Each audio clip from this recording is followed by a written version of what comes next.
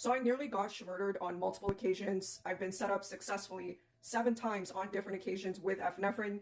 If you don't know what epinephrine is, it's adrenaline and it can induce a heart attack. This all started after I got my ex charged. His parents are really connected and they began to target me.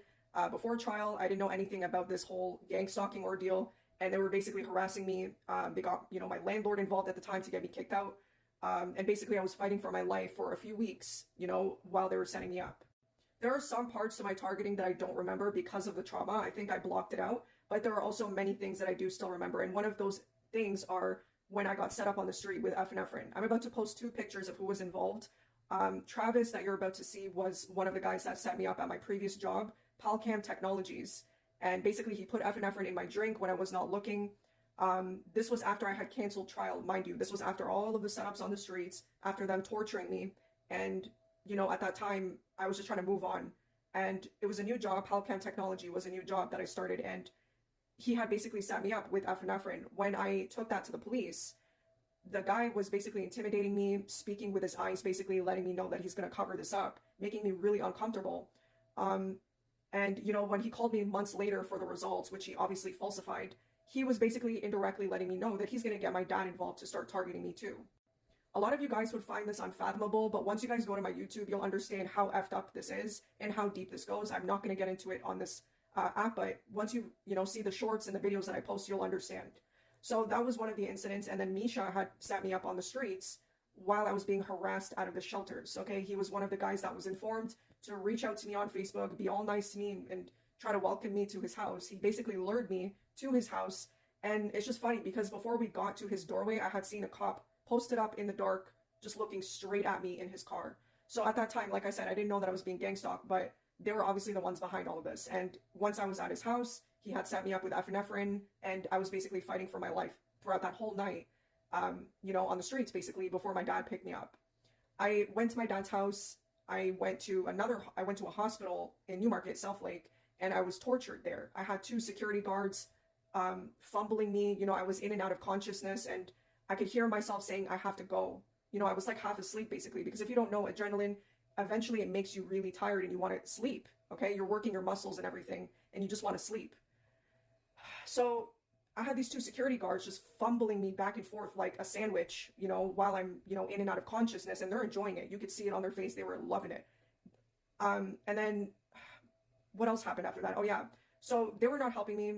I think at that point I was allowed to leave. I'm trying to remember all the parts of this because I don't remember, but I was basically about to leave and then I walked to my dad, not, in an aggressive way at all. Okay. And all of a sudden the police officer just takes me and slams me on the ground, puts his boot on my back. And, I think he did that on purpose just to make that effect of the adrenaline worse on my chest. But he obviously knew that I was not fighting back. I was in that moment, I knew don't fight back because he's going to push harder on my back. Right.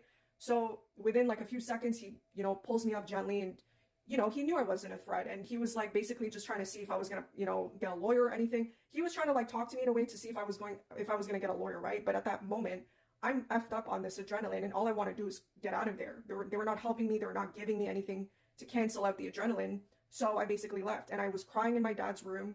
He was just trying to comfort me while I was at his house. And then I still couldn't sleep from the adrenaline. Right. So within hours of that happening, I tell my dad, please take me to a different hospital. So he takes me to Richmond Hill, and they immediately, the moment I walked in, they saw me all effed up. My clothes are all ripped up from being on the streets fighting for my life, basically.